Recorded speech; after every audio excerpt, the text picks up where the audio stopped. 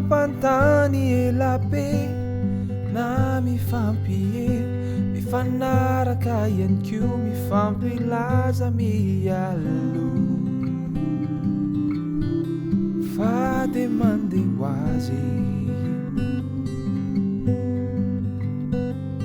tsy resaka fitiavana aseo mafana sy mafonja fa fitiray mangingina no velomintsikaaro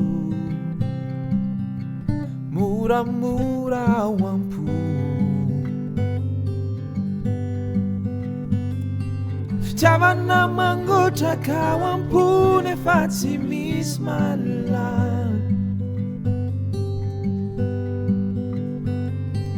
afomana fanantsika roa zay ao anaty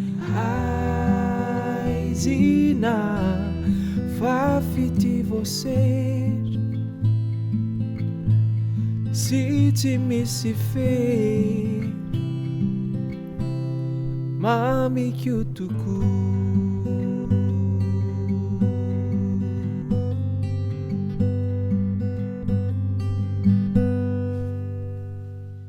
fitizay nambolena moramora fa nandalo sedra orambe mivatrafatra rivodoza sy masoandro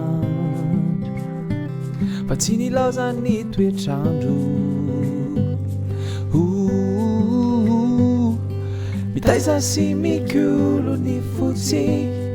manabe ny say mampitombo ny fanay tohin'ny any andanitra masambatray fitiavana mangotraka ao ampony efa tsy misy malala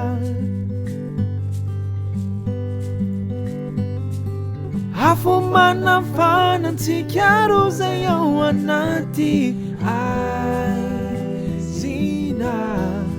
fa fity voasedra sy tsy misy fery mamikio tokoa fa fity zay tsy vory mampitony loatra ity fo zilay natsapa